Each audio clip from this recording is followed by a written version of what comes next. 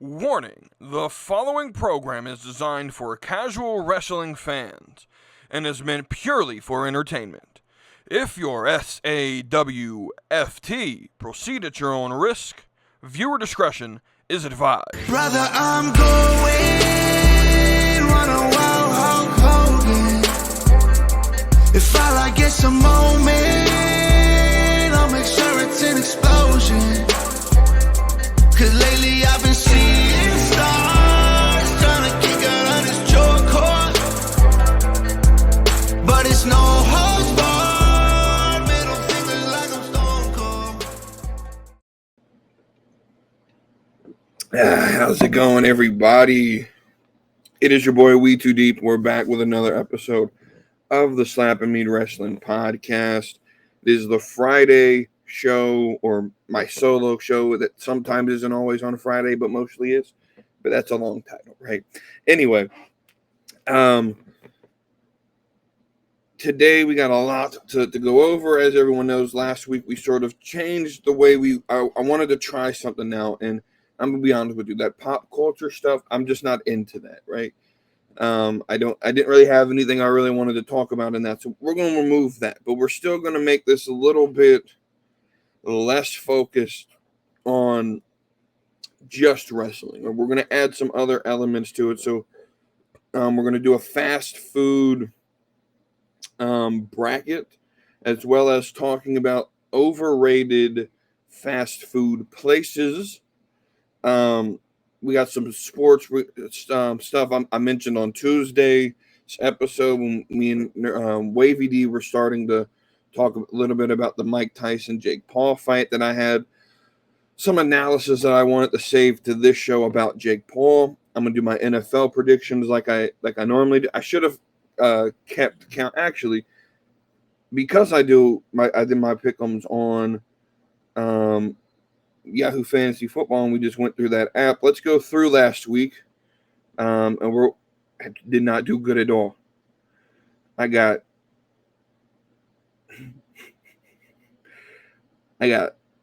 8 matchups correct out of, I mean, that's good, I guess. How many I get? 1, 2, 3, 4, 5, 6 wrong. But who would have picked the Titans to beat the Vikings? Or excuse me, why did I pick the Titans to beat the Vikings? Okay, see, that's what I'm talking about. Anyway, we'll go through my predictions in the NFL, and then at the very end, I'm going to put the wrestling conversation at the end of each episode now on Friday, because I know that's what a lot of people come here for, right? But I want you guys to stay around for the other conversation. Get involved, right? And with that, the link to the Junkyard Media Group Discord page in the description, as well as our affiliate links through Expedia and the WWE shop, where you can go get your cool merch. It's Christmas time. Black Friday's next Friday, and Cyber Monday's the Monday following that, right? So speaking of next Friday, because my company that I work for so graciously decided that the only day I get off next week is Thanksgiving, there will be no Friday show next week. We'll get our Tuesday episode, which will be the predictions for Survivor Series War Games, and then that's going to be the only episode next week, because I do got to work on Friday, and I'm not going to take the only day off next week, which is Thanksgiving. I'll have people here, so we will be off next Thursday, no second episode, just the Tuesday episode. With that being stated, let's dive on in to the fast food conversation. There was a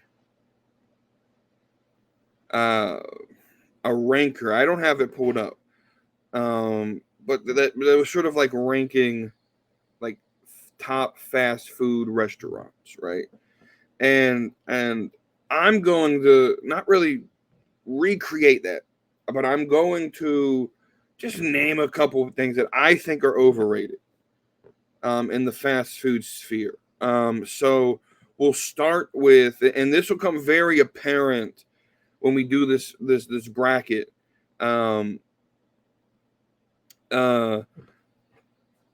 a couple on here that I think are a little bit overrated. So what we're actually going to do, because I had this whole thing planned, but then we're actually going to do this bracket. Now, we're just going to transition into this bracket. What this bracket is, so I think it was Monday or Tuesday this week, was like International Fast Food Day or something like that, right? And FanDuel created a bracket and wanted to see people's responses. Right now, what I've done is I've recreated this bracket, but there are two fast food places on their bracket that, you know, they wanted to create a sort of national known named, you know, stuff, right? But they have what I would call two regional restaurants on here. They had In-N-Out and they had Whataburger. Now, I've never tried it, so I can't say whether it's good or bad, right?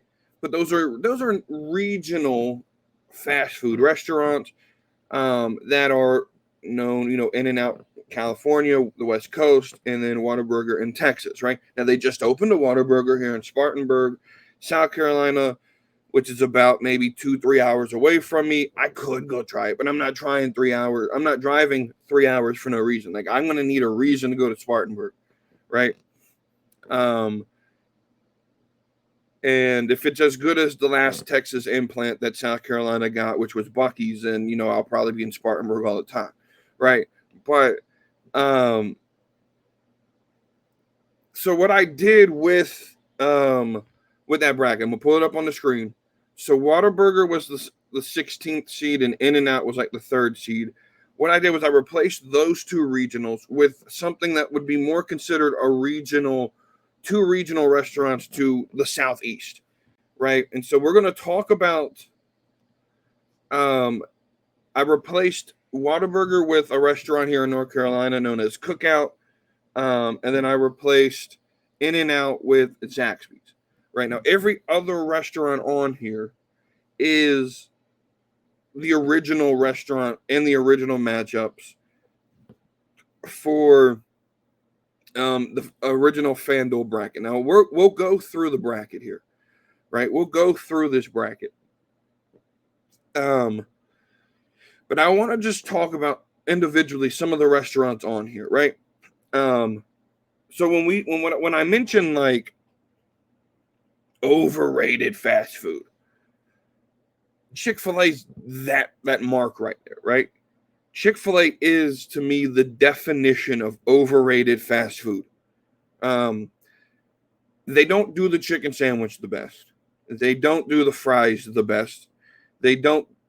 It's just mid chicken. And see what I think happened, and this may offend some people, but is what it is. Chick-fil-A, what they've done was they've convinced white women that it's the greatest food on the planet. And white women, without a doubt, are the loudest people in social media spheres, right? And they've done very good at marketing, and they've done, you know, within the sort of, you know, white evangelical, you know, Christian base, like, you know, you can't talk bad about the Chick-fil-A. That's the Lord's chicken, right? When, you know, but you know, other Popeyes is on this list. I'm not a fan of Popeyes either, right? KFC's on this list. Not a fan of KFC, right? I'm very particular with my chicken. Chicken's my favorite meat, right? I could go without beef. I can be honest with you, right? Chicken is my favorite meat. It's the easiest to prep. It's the most dangerous if you don't cook it all the way, right? With like a hamburger, if you don't, you know, you don't have to cook it all the way to where there's no pink in beef, right? Because you won't necessarily, with chicken, you'll die. Right? But let's talk about some other places here. So like Panda Express is on here. Now, we'll talk about Panda in a second, right?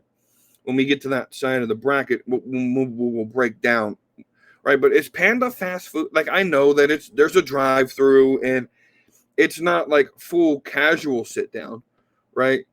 I feel like FanDuel could have picked some better like fast food places. Like, there's no Jack in the Box on this list. There's no, you you got the big three burger places, and I see what they try to do, but like they try to do like pizza. Is Domino's pizza like fast food?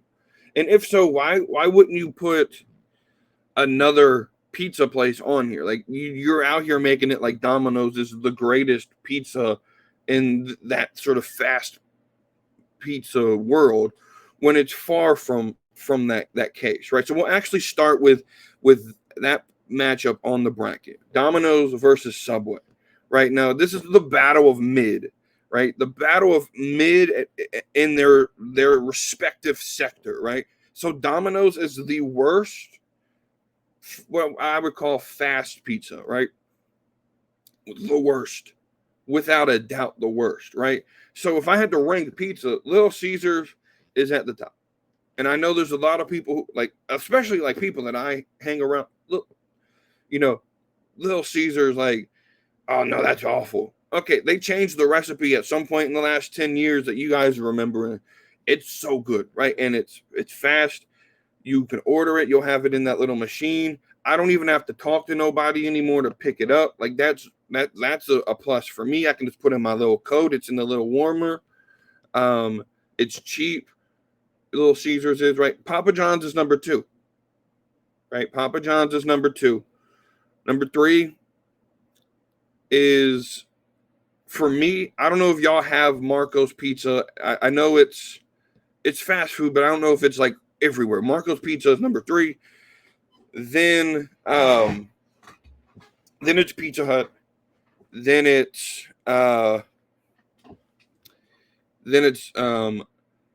Domino's, and I feel like I'm forgetting one.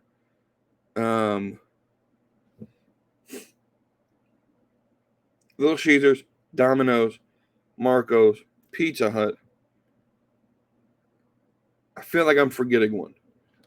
But I will also say this: I would eat gas station pizza over Domino's. I would, right? I would go to QT Quick Trip, not the Midwest Quick Trip with the K, but the Tulsa, Oklahoma headquartered QT Quick Trip. Their pizza, fantastic. By the way, y'all didn't know that? If you got a QT near you, they got a limited edition, limited time only brisket pizza. Oh, boy, that's good. I would eat QT before. I would eat Hunt's Brothers before I eat Domino's. Hunt's Brothers is an experience in itself, right? But then we got Subway. By the way, I'm deeply analyzing this, right? This is right. We got Subway, which is not even the best in its category, right? The best in its category is on the other side of the bracket. That's Jersey Mike's. But I would also put Jimmy John's up there as sort of like a close second, right? Subway is probably going to be third because depends on how you feel about Firehouse. I'm not a big fan of Firehouse subs. Here's why. First off, I don't like that the meat just sits in like those little container. It basically is like steamed meat. I'm not a big fan of that. I also don't like deli meat that's hot. So that's just me, right? I feel so in the way that Jimmy John's offers you only cold subs, which could be a problem to some because every now and then you might want a cheesesteak or like a Philly. But if that's what you're craving, don't go to Jimmy John's, right? But I feel like Firehouse is the other extreme where like everything's just hot, and I'm not a big fan of like hot deli meat on a sandwich. I'm just not. So Firehouse to me is at the very bottom of this list. I don't think Firehouse does anything right. Plus the employees are rude. The last time I went to Firehouse, this ghetto ass motherfucker was just rude as shit. No one changed gloves. I'm a former fast food manager, so I know what I look for, right? It's sort of like when you've played a sport and then you go and watch that sport, you look for the little things that other people don't look for. Well, when I go into fast food restaurants, I look for certain things because I used to manage fast food restaurants and I know what the health inspector looks for, so that's what I look for, right? But Firehouse has like in their freestyle machine like a special like lime drink, but you're supposed to have the limes on the side to put in the drink to give it the lime flavor, right? Well, they didn't have any limes, and I asked them, hey, can you cut me a lime so I could put it in my drink? And he's like, nah, man, we don't do that no more. The fuck you mean you don't do that no more? Right? So Firehouse, you can go, as far as I care, you can go fuck yourself. Right? But so Subway sort of like third in their sector. So you got like the battle of mids over here, right? And so because I'm okay with Subway. I can occasionally go to Subway and be okay with the Subway sub, right? I don't like how Subway is now offering like a 6-inch for $6.99 combo. Bro, you used to give me a foot long for $5. I can get the chips and the drink somewhere else, right? Don't act like you're doing me a favor with this $6.99 combo, right? But anyway, Subway's gonna, after that long dissertation, Subway is going to get the first pass to the next round. Now we got Popeyes, and what on the FanDuel bracket would be In-N-Out, but I've never had In-N-Out, right? So I don't think it's fair for me to immediately judge In-N-Out if I don't have it, right? Same thing with Whataburger in the next sector, right? So I replaced In-N-Out with Zaxby's. Now this is an interesting battle because when I said I was a manager, right? Well, there's 2 restaurants on this that I've managed, right? Zaxby's and Culver's, right? If you count the one day I worked at Taco Bell, we can say I have experience at Taco Bell, but that's a whole story for itself, right? But I've managed a Culver's and a Zaxby's, right? Several Zaxby's, and right, and so I know Zaxby's. Now Zaxby's has since I've left the company, in 2020. Which is a fun story in itself. I'm probably the only person in the world who has ever been fired from a job on 4/21 for not being high. But that's a whole different reason. There's some bullshit, but that's a whole different story. I have a special love for Zaxby's, right? But they've changed some things since I left. And one of the things that they've changed is they took my favorite sandwich off the menu, and they've done a bigger focus on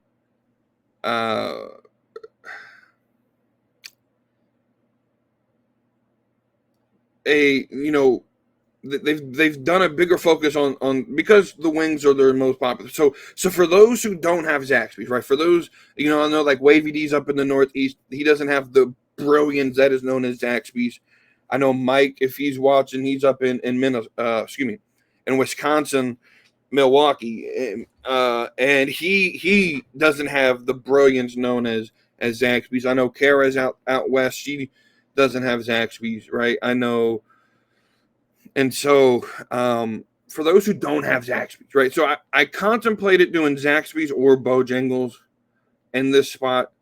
Bojangles probably would have, that would have been a better battle because they're both the same type of restaurant. But ultimately, to me, I like Zaxby's better because of the wide array of their menu, right? And so they do chicken sandwiches, salads, chicken wings, chicken strips. Think Raising Cane's with chicken wings, right? And so that probably would have been a better restaurant to put on here. Though, to be fair, I talk about Chick-fil-A being overrated. To me, Raising Cane's is highly overrated. Now, let me tell you my Raising Cane's story real quick, and then we'll continue with this bracket, right? So, when I wanted to try Raising Cane's, right? Because I saw it was on TikTok, right?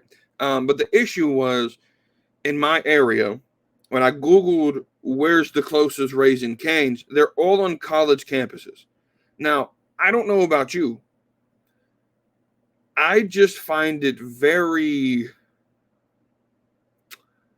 weird and uncomfortable for me to have to drive to a college campus. Like the closest one to me would have been Clemson University, but it's in their student center, right? So some of them are so the one I ended up going to, and I'll tell you that story in a minute. It's on UNC Chapel Hill's campus, but it's not in any of the student buildings. It is just along the road in Chapel Hill on the campus. And so for example, so I got excited. Last year I was going to Nashville in August to go watch my Patriots play the Titans in a preseason game. We absolutely got our ass destroyed.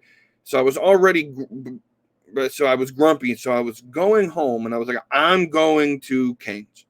I'm going to find a Canes and I'm going to go to it. Well, I find one at Knoxville. That's about halfway from, that's about 2 hours away from Nashville. I'll be on the road. By the time I get there, it'll be lunchtime. I'll be ready for fried chicken. And so I click, all right, let's go there. Directions, take me there, right? So I get there, and it's on the campus of University of Tennessee. Now, I don't know about you, but I think it's weird that a non-student is, especially someone who's like 28, 29 years. Well, I'm not that. I'm 27, but so at the time I was 26, right?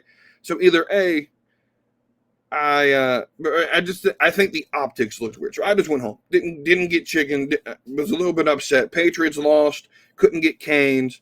Right. It's more of a self thing. I was sort of self-conscious. I just think it's weird that a 26-year-old is on campus where there's 18, 19-year-olds.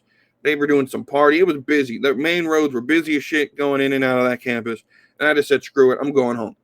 I'll find I'll go to Buc-ee's on the way because there's a Buc-ee's in Sevierville, which is about 10 minutes from the North Carolina state line.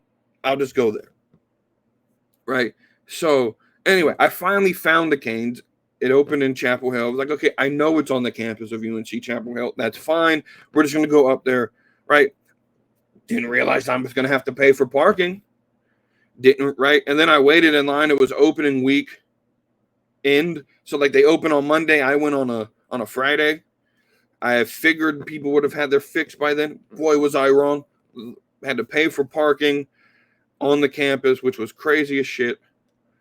So here's my plea to Canes. Here's why you're overrated. One, there's not enough of you in my area for me to consider a 3.5 hour ride there and a 3.5 hour ride back worth the chicken that I got. Plus I had to pay for parking. Right. So, for some mid-ass chicken. Right. So Canes, you're okay. But with the overall experience, just, can you build like standalone restaurants off of college campuses? I know there's some, and I know there's probably more out west in the Midwest. Right. But boy, I get your market strategy of trying to be near where the college kids are. But can you build some standalone restaurants out here, please? Thank you. I appreciate it. Anyway, with this battle, Zaxby's versus Popeyes. This is going to be a long episode at this rate. It's Zaxby's, right? I hate Popeyes. Last time I had Popeyes, first off, I said I'm a former fast food manager. Your chicken shouldn't taste like fish. You should be cooking that shrimp in its own oil by itself in its own fryer, and the chicken should be nowhere near it. That's a health code violation. But every time I go to Popeyes, I get the same taste. The chicken tastes like the shrimp, and it's all burnt. Do y'all change your oil? Come on now, Popeyes. Right, it's Zaxby's all day. Zaxby's all day. We move up to Burger King and Wendy's. There's no competition. Burger King is ass, dog. Another overrated place. Everyone's coming like, oh, Burger King's great. Nah, it was great in 2005. It's not great anymore. Burger King is ass, dude. We're not even going to sit here and talk about this because we'll discuss Wendy's when we break it down the next round. But there's no arguing with Burger King. Then we get Panda and McDonald's. So here's my question. Panda Express, without a doubt, is my favorite of the bunch on this list. Here's the problem. I think they get knocked down a little bit when you're going against the OG of the business. But second, I can go to Red Dragon or, generic name Chinese restaurant, get the same food, probably get more of it in terms of the helping size for way less. Way less. And so Panda Express, I love you. Your food is great, dude. I don't necessarily consider you fast food. And And I think with your market, with the market you're in with Chinese food, I can go get, the local hot spot next to the Food Lion. Because if you live in the Southeast, you understand what I just said. If there's a Food Lion, there's probably a dollar store and there's probably a Chinese store or Chinese restaurant in the same shopping center. Right? But yeah, I can't choose Panda here. It's got to go McDonald's. Let's go down to the other side. We'll start on the bottom. Five Guys versus Taco Bell. Taco Bell is life-saving food. What I mean by that, they're open. Most of them are open to like 12, 1, 2 o'clock in the morning. So if I don't participate in those activities. But if you are, and you got the munchies, I just get the munchies just because I'm a big bet. And then they're going against Five Guys. Right? Taco Bell is great. But then you're going against Five Guys. Fuck Five Guys. Fuck. First off, pause. Whoa, no Diddy. Five Guys, just get out of here. You're overpriced. You don't have like measurements in terms of how you do your fries, right? The fact that I have to buy the burger and there's no combo. I got to buy the burger and then the fries and then the drink separate, and then maybe I want a milkshake, and then now I got to take a loan out to get lunch. There's a certain things in terms of like fast food experience that matter. Cost is one of them. I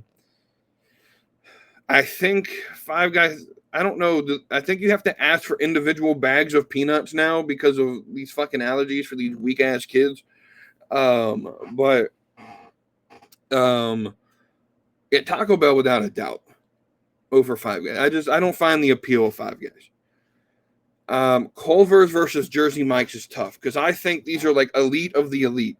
Now I have previous experience at Culver's in terms of working the restaurant, and let me tell you something, that shit is great. Great culture in terms of working. Now Jersey Mike's is good.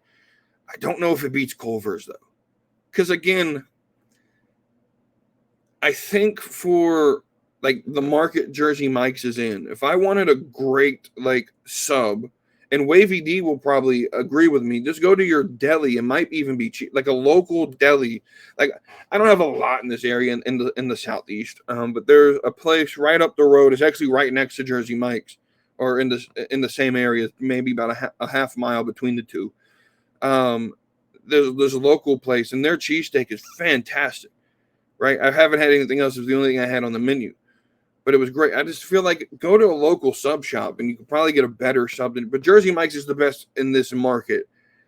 Nothing's beating Culver's though. Nothing at all is beating Culver's. At least in this matchup, like it's going to be tough beat. It's going to be tough for the rest of the winners. For Taco Bell to beat Culver's. Right, Culver's is just like the best burger. Right, and when I say that shit is fresh, like we don't put your patty on the grill until you order that bitch. Right, you can pull up to the window. Hey, welcome to Culver's. What can I get started for you today? Right, and then you could be like, oh, I want a Culver's bacon double deluxe. Right, and at that point, the kitchen's like, I get 2 patties down, but at the same time, we're probably dropping like 10 at a time, but it's because we just got 5 orders. Right, or whatever, right? And so Culver, that shit fresh as fresh. A lot of fast food places, like if you watch McDonald's, they'll drop like a whole bag of fries, and that's because they go through them quickly. But like Culver's, it's like half a bag of fries at a time. Like your fries come up to order, your cheese bites go down as soon as you order them. Right? There's I like Culver's drive-through method. Instead of just having you wait at the window, you should fully expect to be pulled. And I like that method, right? Culver's is just, as an experience, like it's just wonderful. Like I'm willing to wait. I'm sure a lot of people are willing to wait 5 minutes for their food to cook fresh to get it to the door, right? Now first off, I've about made the same mistake as well. It's not ice cream, it's custard. There's a difference.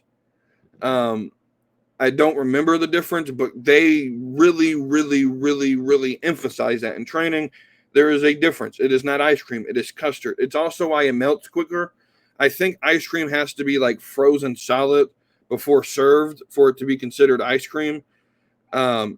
Culver's makes custard, not ice cream. Just clear, definitional, completely different things. It's like going to Italy asking for ice cream. It's not ice cream, it's gelato, right?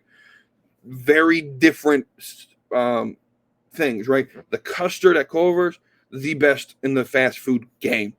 Better than the Frosty, better than anything McDonald's has, right? Their machines, Culver's machines are always running. Never broken, right? They don't clean them. You know, the reason with McDonald's that it's broken is that it's, they're cleaning it and they choose the most inopportune times to clean it, or they just cleaned it so they don't want to dirty it again, right? Culver's don't do that. Culver's don't turn the machine off to clean it until the restaurant's closed, because that thing is pumping out custard all day long.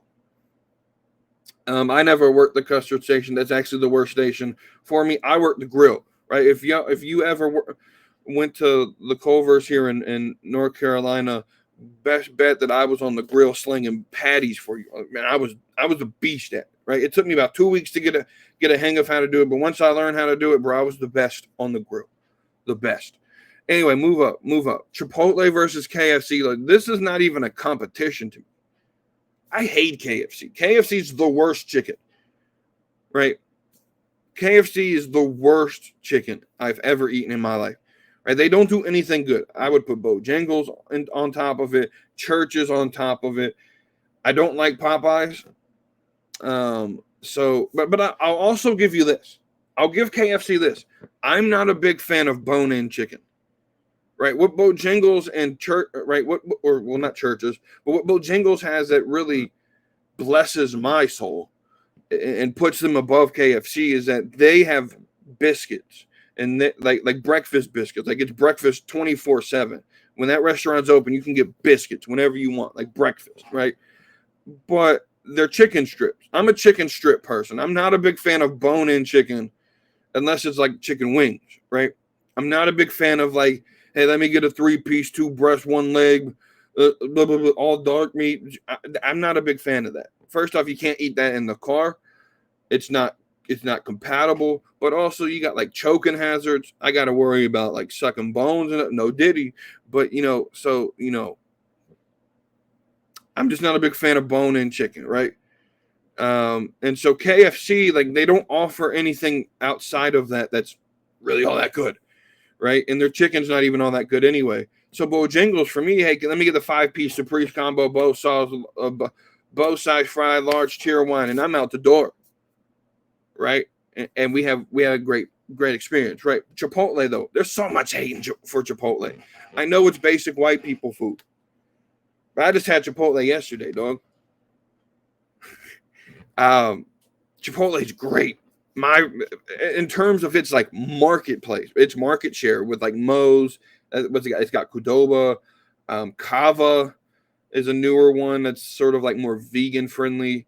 Chipotle beats them all, hands down, without a doubt. The only place I would go to get a burrito other than Chipotle is a local restaurant here in North Carolina called Go Burrito.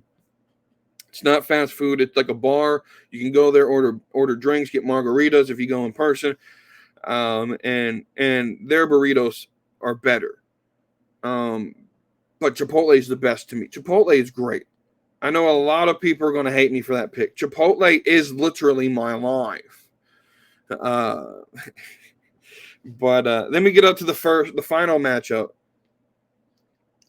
Chick-fil-A versus Cookout. Now, I've already talked about Chick-fil-A. I don't think it does anything great. It's not the top of its industry. It's overrated, right? Y'all overrate the fuck out of Chick-fil-A. It's mid chicken. It's like B tier chicken. Now, let me talk to you about Cookout. I mentioned with Taco Bell that late night you want food, go get it.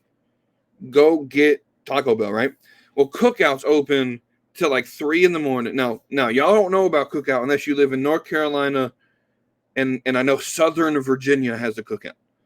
I don't know if they've expanded past. I know South Carolina's got it. I don't think they've expanded farther than that, right? I don't think they've expanded past like North Carolina, South Carolina, and Southern Virginia. I'm actually looking that up because I wanna hook you guys up. This is a life-changing experience, right?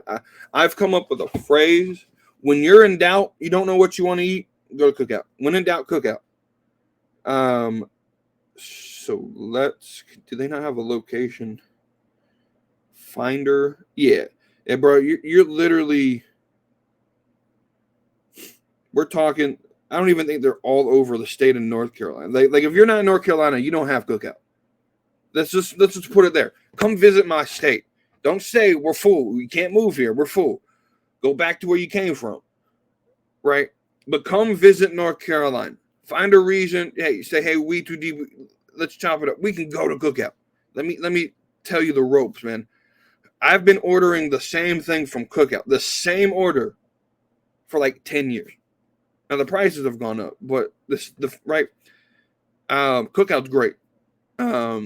Burgers, fries. You want a corn dog as a side? You can get it at Cookout. You want chicken strips as a side item? You can get it at Cookout. You want, let me just tell you my order. Hey, yeah, let me get that big double burger, everything, no onion, add bacon and cheese. Let me get a Cajun fries. Let me get a bacon ranch wrap and a huge cheer wine light on the ice. Let me also get 2 chicken quesadillas and a peanut butter milkshake. And then pull up to that window. It's like $15. Right? Same order for the last 10 years. Ain't changed nothing about it. That's how good this food is. Their milkshakes, don't think you sucking them through a straw, no diddy. Go ahead and get that spoon they give you. These things thick.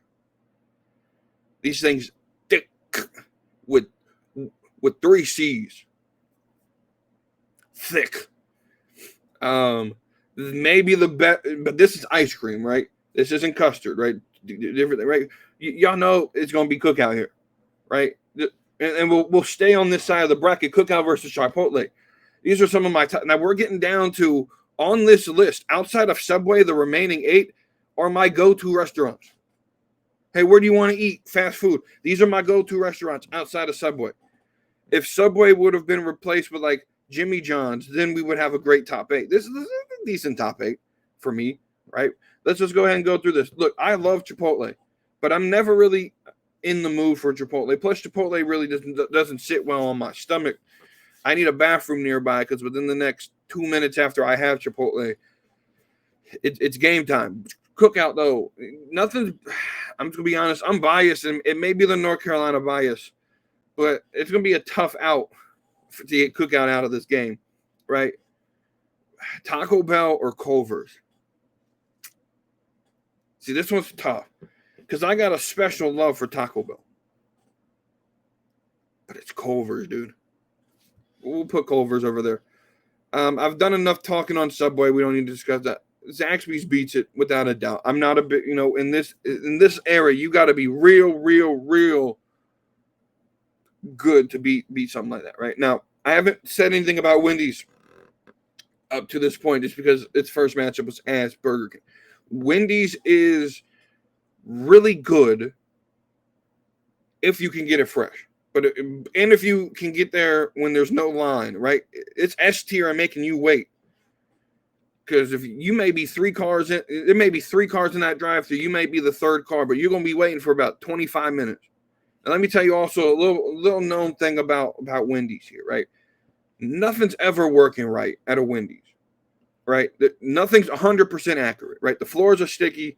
That drink machine, like I went to a Wendy's one time, and the freestyle machine was completely empty. Now, there's 2 things that happens, right? As someone who's a fast food manager who knows how to look for things, I've worked on these freestyle machines a lot. So there's 2 things. Either A, all your syrup in the machine is empty, or B, you're out of the way those machines work. There's a big box of high fructose corn syrup in the back that needs to be hooked up to the line, and that may be empty. If that's empty, it doesn't pump any of the sodas out. Right? And for everything to be empty, your machine's either broken or you're out of syrup and you're all just lazy and you haven't changed it. I will change that shit for you. That was one of my favorite parts of the job. I'll do that. Like, I even offered, I was like, hey, I know I don't work here and I know you're probably going to say no, but I'll change all your syrups out if you need me to. I know how to do it. And they're like, no, we got it. I was like, okay, well, it's empty. I want Coke. Can you give me a Coke back there? Sure. Okay. Right.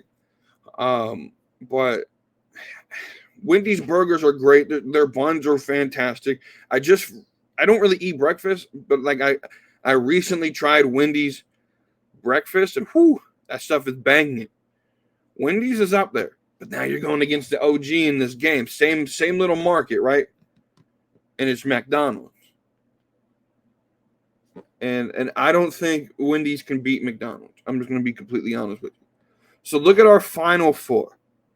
We got Culver's, we got McDonald's, we got Cookout, we got Zaxby's.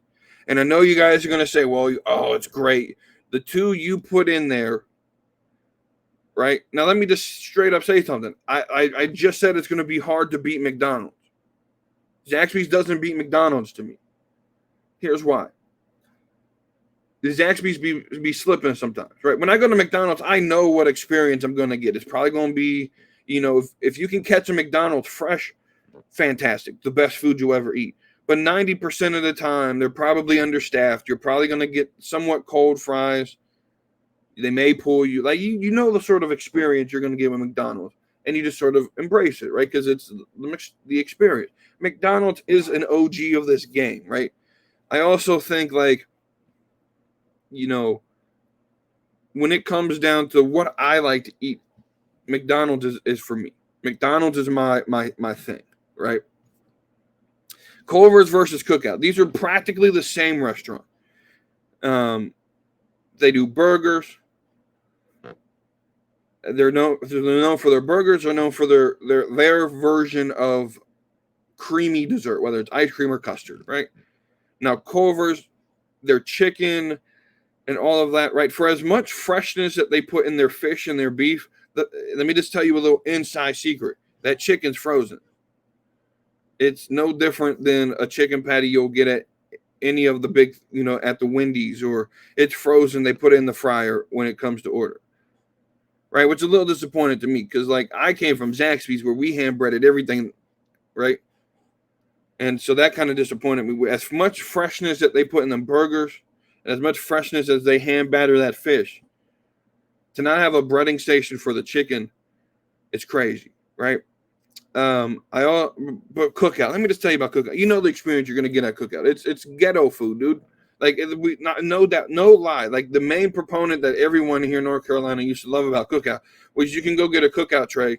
And let me get that big double burger tray.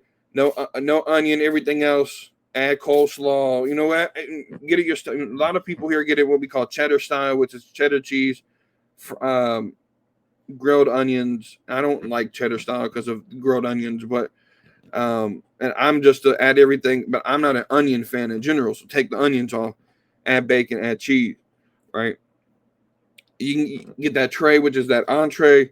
You get two sides, and the side, you want hush puppies, you can get them. You want a corn dog, you can get them. You want fries, I would recommend Cajun because the normal fries are kind of ass. I'm going to be straight up honest with you. Let me get that Cajun seasoning just takes it all the way up to a top level side dish, right? You want what we call a walking taco, and I know y'all know what walking tacos are, right? We got it. Some of them do, not all of them, but we got it, right? You'll just get a bag of Doritos. They'll put some ground taco meat over it with some sour cream, jalapenos in it. There you go. I don't know how you eat that in the car. Now, see, that's also what I look for. What can I eat in the car? That's great fast food. And that's why Cookout beats Culver's. And I know you are going to say it's biased, right? Now we're down to the OG in the game, McDonald's versus Cookout. And Cookout, these milkshakes are fantastic, dog. The best milkshake in the game, in my opinion, right? And for that factor alone, that their ice cream machine never is broken, always open, I can go get a milkshake at 2 a.m. if I want it, right? Y'all never ever be hungry, on a weekend at 1 a.m. and you just go, you want to go to a place, most places are closed. Cookout's not. When in doubt, Cookout. bruh, y'all need to come to North Carolina. And this is bias, I know, 100%. But Cookout's my champion. I could, and I've done this before. When I worked at Zaxby's, I used to work the closing shift where I didn't leave the restaurant till 11, 12 o'clock every night. I didn't want to, first of all, I couldn't order food once the shit was, once the fryers were down. I only like my food fresh. I'm not taking the waste home. Wasn't allowed to take the waste home. You had to count it and throw it away. Right. So I would get off work. I would drive home, and the exit before where my house is, excuse me, is a Cookout. I would go to Cookout 5 days a week for dinner when I closed. Every single night I would go to Cookout. I could eat Cookout every single day if I had the money for it. It's a little bit more expensive. Those trays used to be $5. You can get a whole meal, entree, 2 sides, and a drink. I always upsize my drink to huge because, like I said, I'm a big bag. So mine was a little bit more than $5. But and then the milkshake used to be like $2. And the prices, inflation sucks for everybody, right? Cookout's the greatest thing to me, right? I need y'all to come to North Carolina, right? I need y'all to, now, let's just, if you ask the question, if I didn't replace them, right? If I just did Whataburger and In-N-Out, well, they don't get past the first round, which means Chick-fil-A takes this spot. Chipotle beats Chick-fil-A. Culver's beats Chipotle, right? And then if this was In-N-Out, Popeyes beats Subway. McDonald's beats Popeyes. So we would have McDonald's versus Culver's, and Culver's would win, right? So if that's what you want, then that's how we would get it. But I'm telling you, just for my list, I had to replace those things I hadn't tried, to be fair. And I replaced it with my favorite restaurant out there, which is the Cookout. So now that we've done basically a whole episode on this, we still got a lot more to talk about. This is going to be a long episode. I do apologize for that. Let's get into the actual topic at hand, which is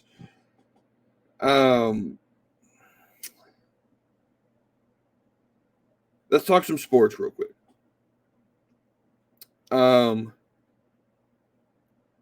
Jake Paul had this fight. We talked about this a little bit on Tuesday.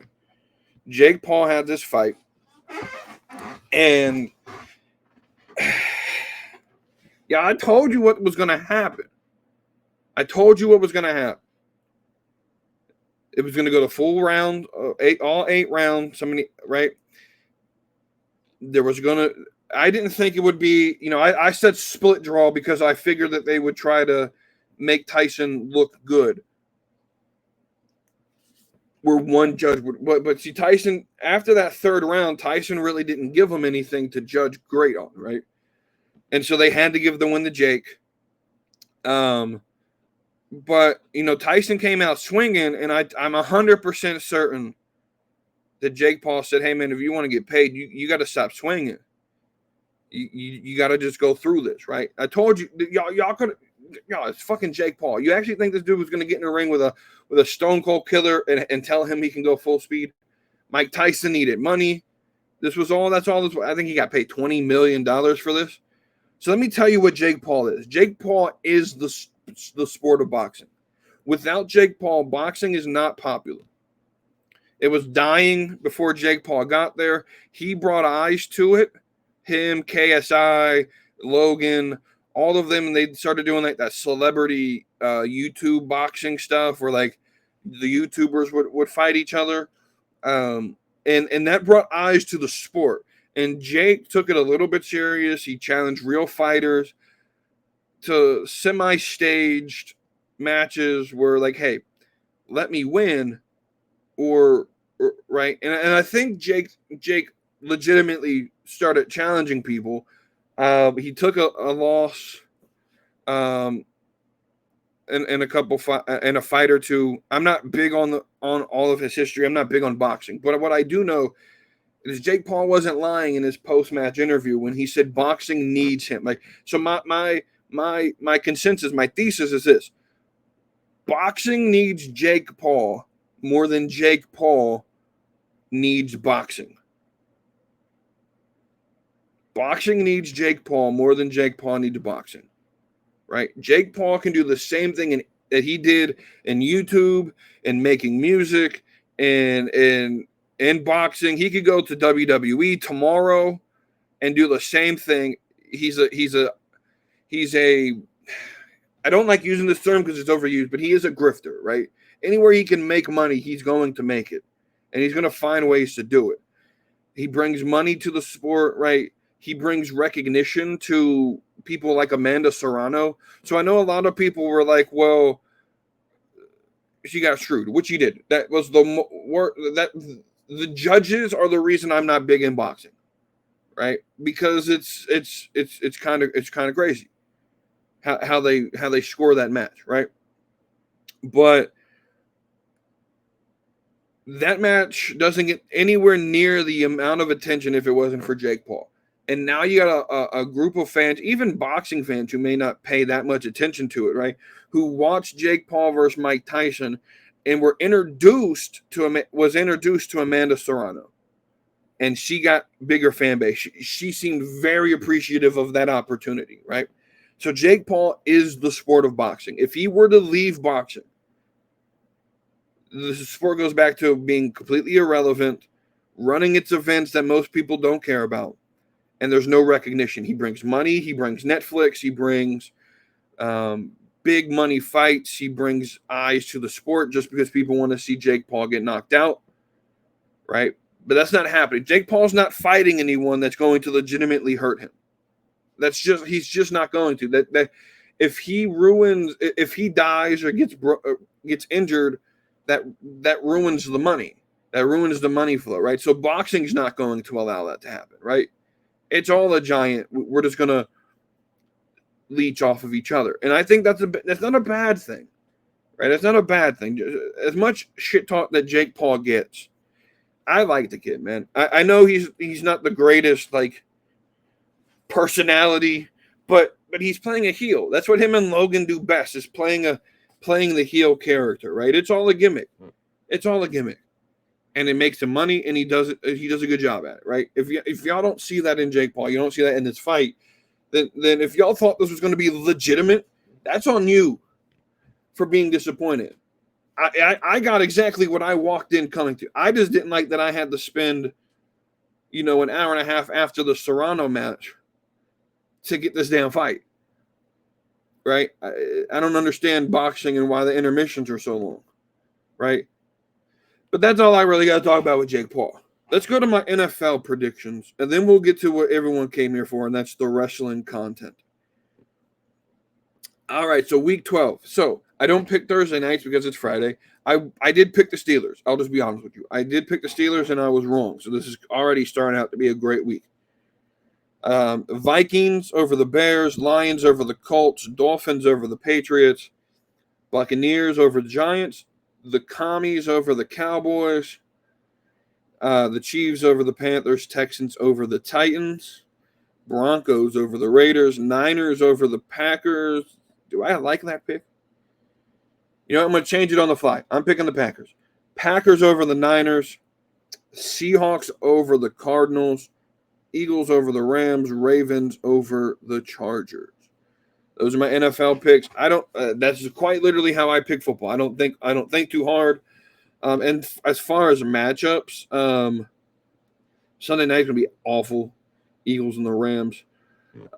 Monday night might be a decent game. The Chargers, Ravens. As far as what I'll probably be watching this Sunday, the early slate, when I'm not being disappointed by the Patriots, I'll probably have on the Commanders game, to be honest with you. I'm originally from that area, so I don't like the Washington sports teams, but I'm happy that the Commanders are actually doing good for once.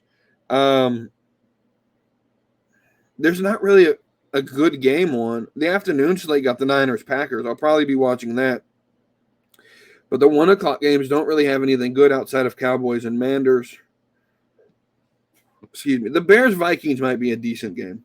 So we got a couple that are good. All right, let's move forward into the wrestling content. First, let's just go ahead and as I always do on the Friday show, the Thirsty Tuesday results are in. And moving on, it was not a great week for me in my team. I kind of figured this would happen on this side of the bracket, but that's fine. Here's what I do know happened. Haley Steinfeld moved forward. That's a check mark for me. That's as good as it gets, though, right?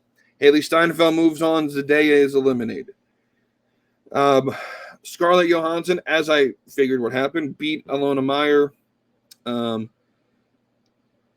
Vanessa Hudgens beat BB Ressa, as I figured what happened. My surprise of the week was Jennifer Lawrence beating Jennifer Lopez. I don't understand what's going on in this Discord. What do y'all see in Jennifer Lawrence? I don't get it. I don't get it. I just don't, right? I don't get it at all. But with that being said, we are now in our final 8 on this tournament. I'll have the new bracket out as soon as I can. But so next week will be the final 8. We'll have all 4 of those matchups. It'll be Haley Welsh on my team versus Haley Steinfeld on my team. You'll have Wavy D in team Vanessa Hudgens versus Livy Dunn from my team. So that side, I'm 3-1. So I'm going to win that side of the bracket more than likely. Right. On the other side of the bracket, though, completely different story. Completely different story. It's completely run by Wavy D. We'll have Margot Robbie versus Jennifer Lawrence and Scarlett Johansson versus Ruby Rose. So I have 1, 2, 3 left. He has 5 left. When we get to the final 4, hopefully it's 2v2. And we're going to hopefully come down to a me and Wavy D finals. That would be fantastic, right? That would be fantastic how that would work out, right? But now let's get into the wrestling conversation. I got a couple things I want to talk about. So the name of this is Hindsight is 2020. That's the name of the episode, right? Hindsight is 2020. So the first 2 things of WWE conversation that I want to have is looking back at 2 things that I've said in hindsight to show that I was right about these things. That the rest of the wrestling audience, whether you're casual or hardcore, you were wrong in certain areas, and I told you these that you were wrong, and y'all probably should listen to my opinion on this thing, right? Not saying that I'm the greatest wrestling mind out there, but so the first of this is I'm going to call it, and this is what's on the actual thumbnail, the Why It 6, WHYATT 6. And I spelled it that way because I'm going to ask the same question that I asked on Tuesday. Who really benefited from the Wyatt 6 returning? And I'm going to answer that with a little bit more. I didn't really give a lot of analysis on Tuesday. I'm going to do a cost-benefit analysis on this return. And the other one is Solo Sikoa. So let's start with Solo. This one's a little easier. At the end of last year, around this time last year, at the end of the year award ceremony for the Slap and Meat Wrestling podcast last year, I think it's the second to last episode of the year last year, of season 2. It was me, Wavy D, Junkyard James, and K-Dog, Cody. We were, as we typically do, by the way, we're going to do that again, December 17th. Going to be the last official episode of the year for the Slap and Meat Wrestling podcast, December 17th. We'll pick right back up at the beginning of the year. We'll actually pick up January the 7th with a new episode then. That's the first official Tuesday, I believe, of the calendar year 2025. Let me verify that. Yeah. So this December 17th will be the last episode we do. We'll have Christmas Eve and New Year's Eve off, the 24th and the 31st. And then the week after that, the 7th, we will pick back up. Just so you're aware, right? But on that award show episode, I always do it, and I've done it for season 1. I did it for season 2, and I'm going to do it again for season 3. 3 men, 3 women to look forward to. And I told you guys that 2024 was going to be the year of Solo Sikoa. And I was laughed at. He doesn't have any wins. All he does is lose, right? Even as far as like at the start of him becoming this new tribal chief after Mania, people weren't taking him seriously. And I said, guys, there's a reason people aren't taking him seriously. And it's the booking. That WWE completely botched this takeover. That it should have been Solo, not The Undertaker, who cost Roman Reigns the championship, right? We shouldn't have had this nostalgia shit that happened, right? It should have just been Solo came out to attack, or to what we assume attack Cody, and instead gives the thumb to Roman Reigns. And that should have been what gave Cody the title and started this year-long feud heading towards War Games of Solo and Roman, where Solo and Roman fight in the first match, and you're introduced to Tama Tonga. They get a second match, you're introduced to Tangaloa. They get a third match, you're introduced to Jacob Fatu. Now you have Fatu and Roman have some battles, right? This all doesn't have to be pay-per-view after pay-per-view. This could be, Backlash, SummerSlam, Crown Jewel, and then you get the War Games as Roman Reigns is building back up his team to try to defend against these guys, right? That's how this should have been built. WWE just botched all of that. And then ultimately what you get at the end of that is, at the end of War Games, The Rock comes out as the puppet behind Solo Sikoa, and that leads to Roman versus Rock, which they could still do that part of the story, right? But I told you Solo was going to be it. But the problem is after Mania, Roman took some time off, and that really hurt Solo. But notice, as soon as Solo and Roman got on the screen together, Roman just has this aura in him that just accelerates other people, right? But this isn't just me being smart. Like, I don't have any secret knowledge. If you guys understood how WWE was booking this, you could have realized that Solo was the next one to grow and be pushed, right? Because they did it with Jay, they did it with Sammy, they did it a little bit with Jay, right? It was just section after section, and 2024 was going to be Solo, right? And I always thought, guys, go back to last season. How did I say the Bloodline story? If it was going to end, it should have been Solo that ended it, and he becomes Tribal Chief, right? That you don't end the story, you end the reign. Now, I still think Solo should have been involved in the breaking of the actual reign of Roman Reigns, of the 1,000+ day reign, right? I think Solo should have won the title. That immediately puts him into the spotlight. I think it would have been a better result than Cody, just personally. But even with Cody winning it, you could have had Solo giving him the assist by being the one that turned, rather than bringing, all of the Cena and Undertaker and all of that bullshit that really did absolutely nothing for the story. It was great for certain casual fans because it was like a nostalgia moment. Oh my God, what the fuck? But it doesn't really add to the story, right? And so Solo, I say all of that to remind you that I said this for the last year. This was going to be the year of Solo Sikoa. And my take on this now is Solo Sikoa is the better tribal chief. I like Roman Reigns. He's very good. But see, Roman Reigns' reign as tribal chief wasn't to benefit anyone but himself. Right? Now, I know I've used the whole point of, well, he's gotten all these people. in character, that was not his goal. That was just a result of what his ultimate goal was, which was, I want to remain in power. I want to be acknowledged by the fans. I've done a whole episode already, I think in season 2, of the story of Roman Reigns. How you have this guy who comes in, he's part of the Shield, he's sort of in the background, he just has to do the ooh ah, right, and then hit the Superman punch. He doesn't really have to do much, right?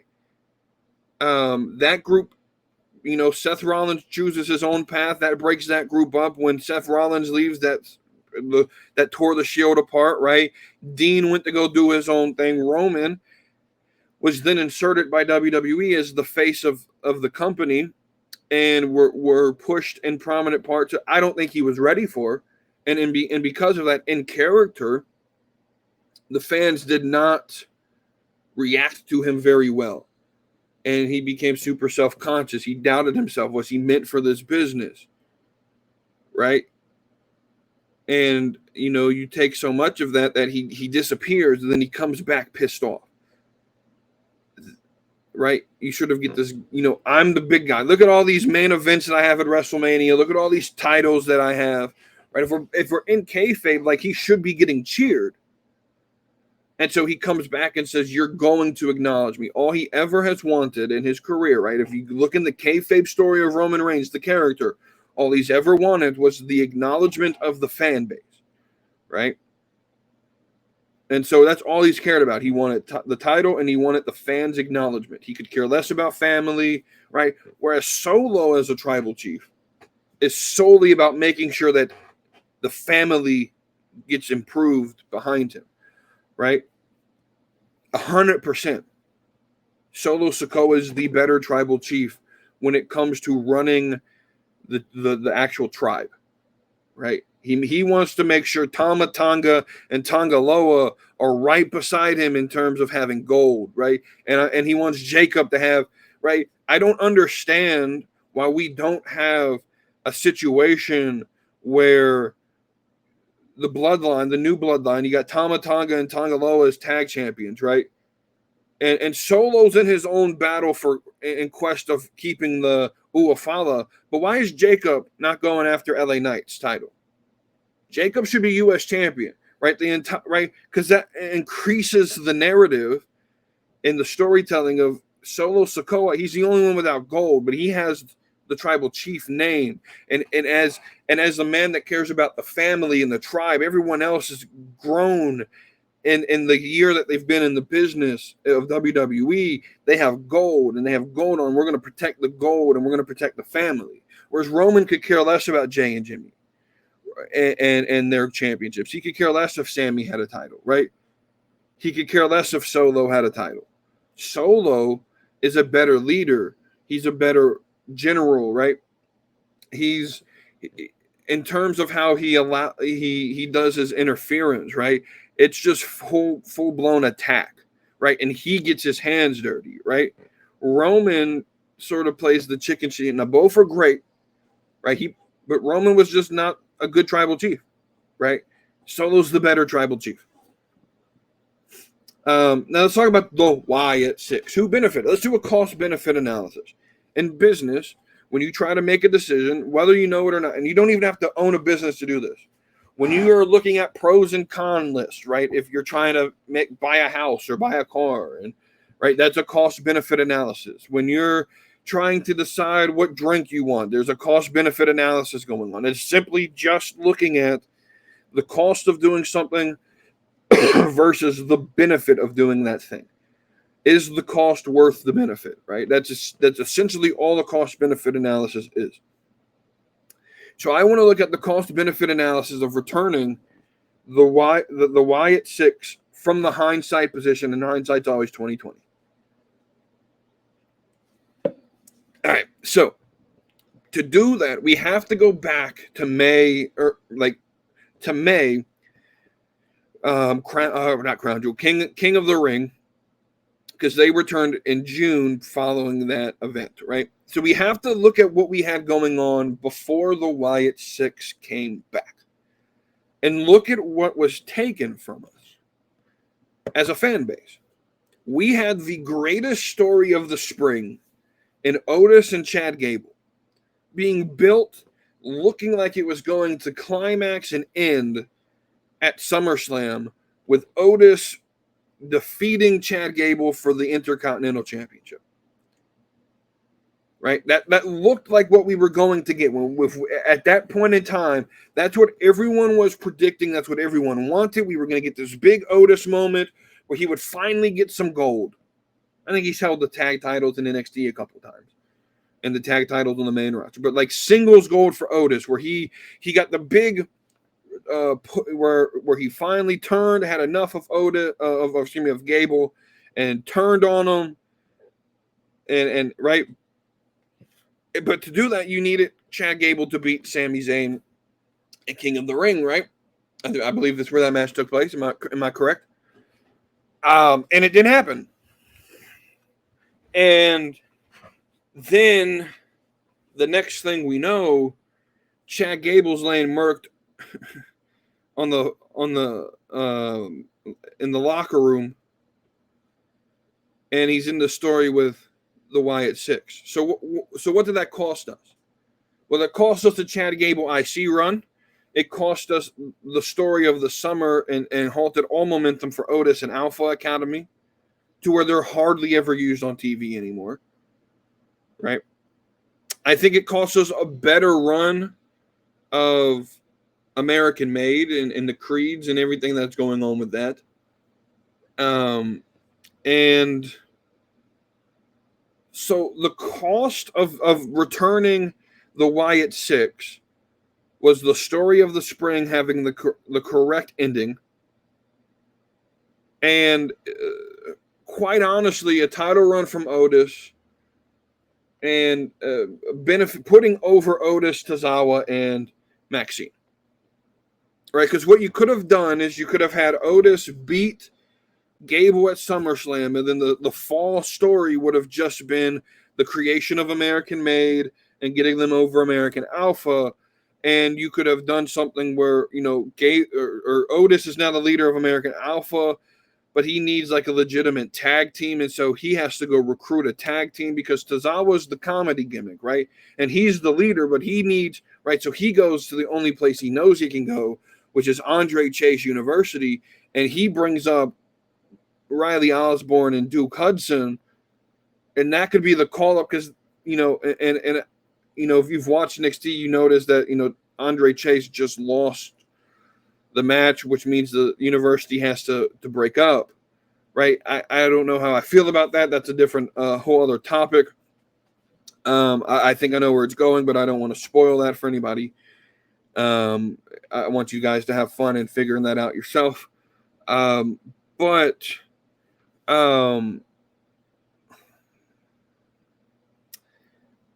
I think Chase U could have been the feeding ground for the new Alpha Academy, right? So you bring up Thea Hale and not Andre Chase but you bring up Duke Hudson and Riley Osborne and Thea Hale up to the main roster. You can run Maxine and Thea as a tag team trying to get tag team gold. You can run Otis as IC champion, Duke and Riley as the tag team trying to get their own tag team gold, and you can have Tozawa just running around being comedy gold like R-Truth is. And you could have built a new faction, and then at the same time Gable has American Made with the Creeds and Ivy Nile, and you could build, and that could have built an actual War Games match, right? This whole idea of this, this could build just some other match that blows off somewhere else, right? But I'm just saying, like, that cost of stopping the momentum of that story that's the main cost, and everything that came out of that. That's the main cost. So now you look at that cost. Now you look at what was the benefit of bringing them back? Is there a benefit in the story? Because I know there's a lot of benefits. Taylor gets to finish the story of his brother. The fans get to relive Bray and all of that corny shit. That doesn't equal any business benefit. There's no benefit to bringing them back. No one gets over. They haven't gotten themselves over. Alpha Academy surely ain't over. American Made loses every time they're on TV. And Cross and Miz, I don't know what the fuck's going on with it. No one gets over with this. So when you do a cost-benefit analysis of this faction, the only way you could say this is beneficial is if you're a super fan of the Wyatts and you get to have emotional, lovey-dovey feelings about the Wyatt Six, while the rest of us who look at this and say, well, this doesn't make any business sense, and the business loses, fans lose interest in the story. Vince Russo has stated, and I know a lot of people don't like Vince Russo, or casual fans may not know who he is, but Vince Russo has basically stated he's lost interest in it. I want to see. I had his quote pulled up. I should have screenshotted it because I knew Twitter does this when you're not on the platform for a while. It refreshes. Let me see if I can pull up.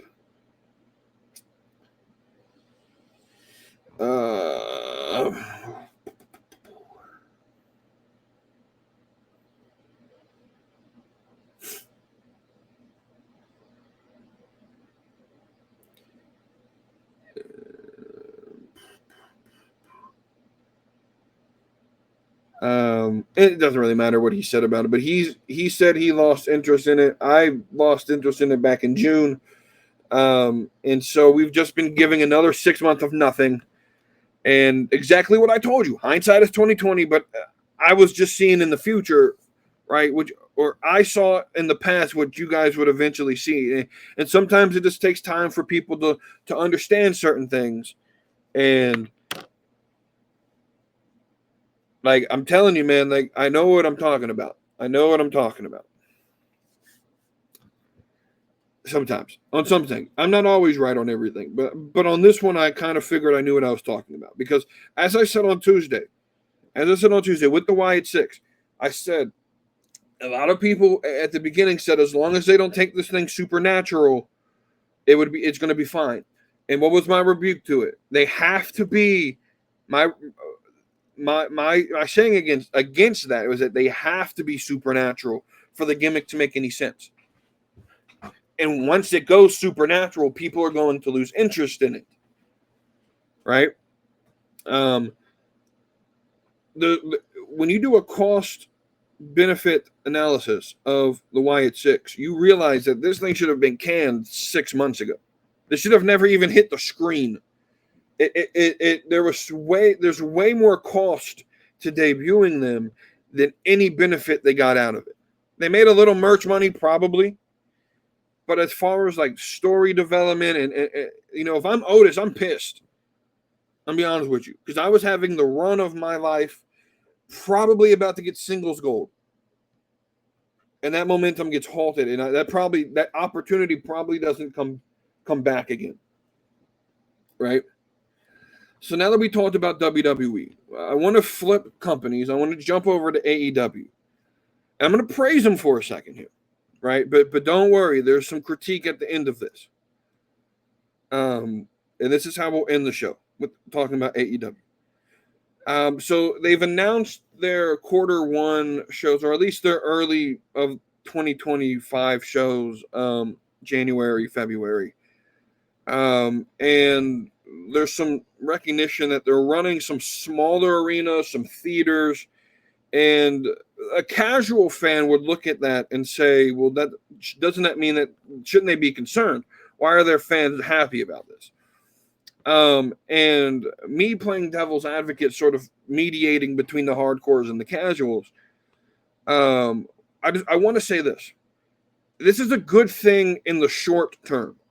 If you look at it just in the here and the now, this is a good thing for AEW, because their number one critique of their program is, well, the show looks empty because there's no one in the arenas, because they're renting out 10, 12, 14,000 seat arenas and only putting 3,000 people in them.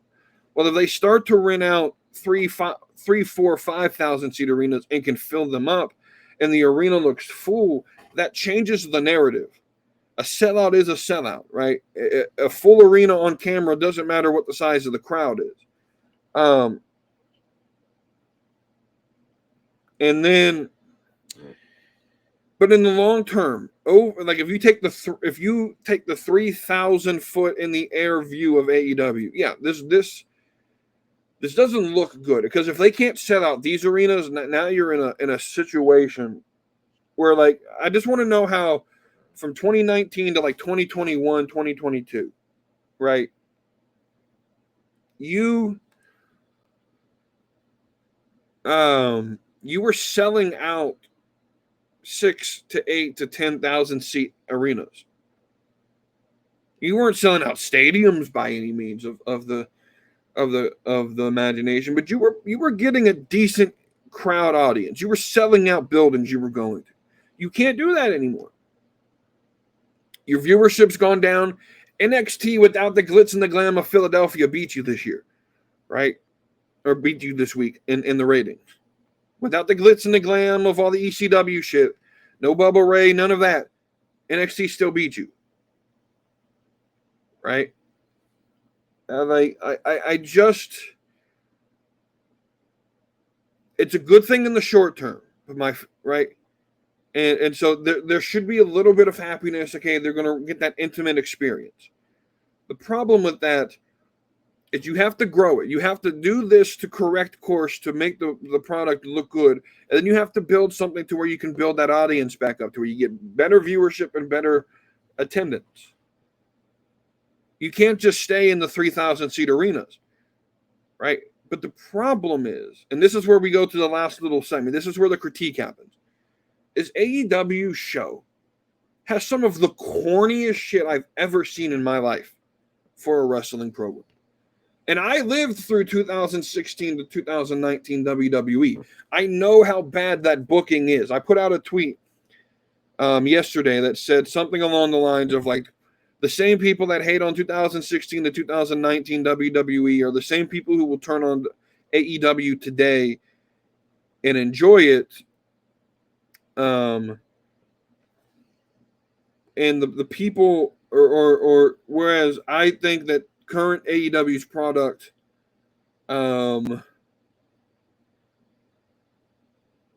it's just as corny as anything that WWE did in 2019 or 2016 to 2019. And the immediate response from some are like, oh, but Roman Reigns was eating dog. I didn't say 2019 WWE was good. In fact, by making this tweet, I'm saying it was bad. And then I'm comparing you to bad and saying that you're just as corny as any of that stupid shit that Vince McMahon did in 2016 to 2019. Your product's corny. So some of the corniest shit I've ever seen, right? You got Costco guys walking around talking about chocolate chip cookies. You got fucking Ricochet tag teaming in an 8-man match with Will Ospreay and whoever else can do flips, and God knows who they even went against. I don't remember, right? That's corny as shit. Why are you starting, right? You got matches that make no sense. You don't really have any storyline. Mark Briscoe's whatever the fuck he says on the mic. He talks so fast you can't fucking understand him.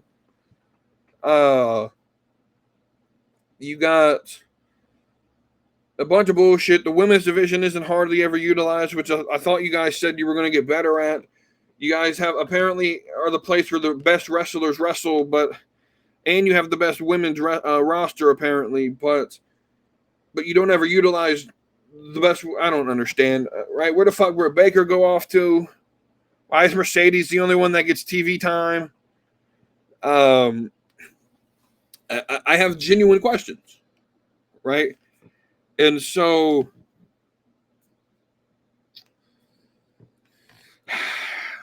like it's corny. And then the corniest of all corny is MJF.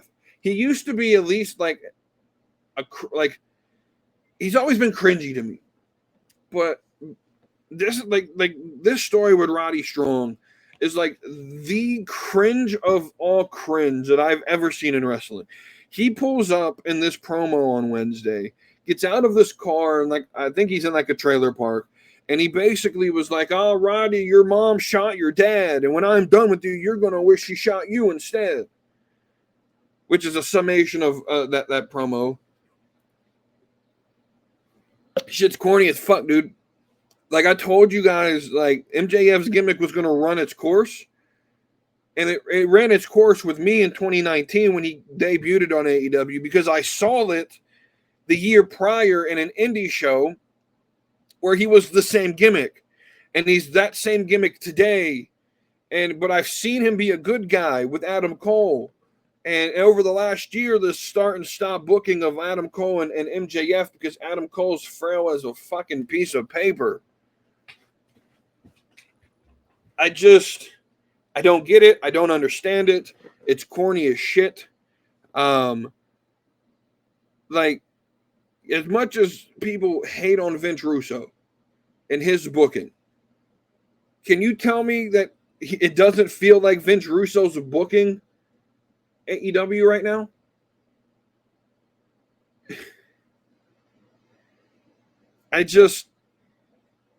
You can't be upset that casual fans don't watch your product, right? So, like, Tony Khan goes out here and is like, oh, we're streaming, and this is actually a good thing. This is a good thing. We're streaming Dynamite and Collision live on Max. That's a good thing. But double the eyes are going to see the product now. Tony, casual wrestling fans aren't going to tune in to watch your product because you're not giving them anything to watch. People aren't watching because there's nothing for them to grasp onto and actually care about. You got to tell stories, and you don't have anything. You just got edge. You got like cringe, like deep. The same people that will hate and white knight against the Divas division sit and cheer while Mina and Mina Shirakawa and Mariah May fucking shake their titties all over the screen. Mariah goes down and sort of like licks her bat and is trying to simulate like a blowjob. Like none of that shit's bad. I'm a big proponent of bringing the Divas division back. But you can't also be the same group of people that shit on the Divas division when you're going to allow that on. It's corny bullshit. This is WWE. Like, Tony Khan is literally just reproducing. Like I feel like he's gone through stages in his company, right? He started and he started his company and he started strong, but then he started to try to replicate what Jim Crockett did in the 80s and what Turner and WCW did in the 90s. And I feel like he's at like the ruthless aggression era WWE moment in his company, where he's like trying to just be super ruthless aggression for no reason, right? There's certain things on the show that I like. I like Moxley in this little group. I don't like the fucking name of it. I think it's kind of corny as shit, right? You got the fucking tag champions walking around with double junk chocolate cookies. the fuck, dude? Oh, we got the best black talent. We're going to put Bobby Lashley in a match against a guy named Cheeseburger. And I know Cheeseburger's an ROH legend and the indie fans love him, but Cheeseburger, you couldn't change his name to make it more televised, make it look good. I laughed. Maxwell for Jacob Friedman got laughed at his promo. I saw on the internet that there were people in the arena laughing at the promo. And he's supposed to be a heel.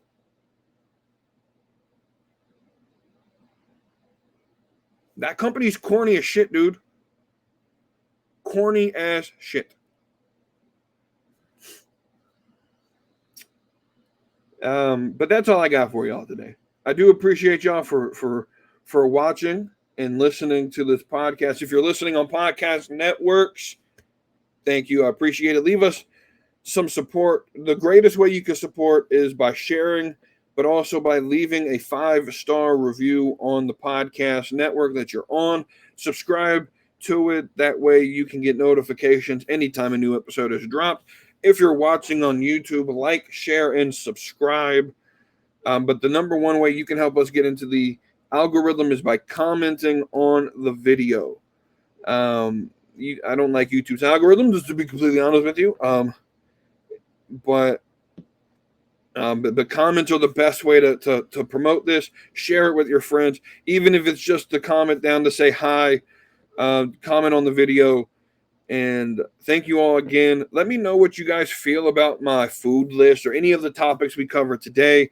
As a reminder, if you're booking a trip this holiday season, book through our affiliate link in Expedia that supports the show, as well as if you're buying any Christmas gifts for the youngins or even for yourself through the WWE shop. We have an affiliate link as well, and that helps support the show as well. Thank you all for listening, and I will see you guys next Tuesday. Again, just a reminder, no episode next Friday. So we'll only have the Tuesday episode. But until the next time, I will see you guys later. Y'all have a great rest of your weekend. Thank you for watching the Slap and Meat Wrestling Podcast. I'm WeTooDeep. I'm signing off. So hit that subscribe, come along for the ride. AEW, WWE, we're always on side. From fantasy booking to baddies that slay. Slap and Meat Wrestling every Tuesday.